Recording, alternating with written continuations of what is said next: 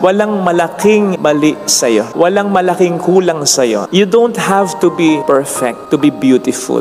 Kahit naman yung roses na maganda, may tinik din. Kahit naman yung magagaling na mga players, nagmimintis din. Kahit naman magandang tanawin, may basura, may dried leaves din.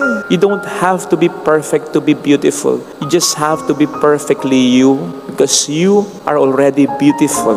Yung mga kakulangan, kapintasan mo, bahagi yan ng kagandahan mo. Sapagkat minarapat ng Diyos na maging bahagi ito ng pagkatao. Again, no one is perfect. May mga kakulangan tayo. At yung kakulangan na yan, talagang dinesign ng Panginoon yan para kompletohin ka ng taong magmamahal sa iyo. Kung paanong kukompletohin mo rin ang kakulangan sa taong mamahalin mo. Pero hindi ibig sabihin, necessary dapat asawa mo. Tama namang iba yung pagmamahal ng isang asawa. Pero, kaya mo nasabi ang iba ang pagmamahal ng isang asawa, iba rin ang pagmamahal ng isang ina, ng isang ama, ng isang kapatid, ng isang kaibigan. Basta ang mahalaga, may mahalin ka at sa'yo ay may magmahal talaga. Na sigurado namang meron, naniwala ka.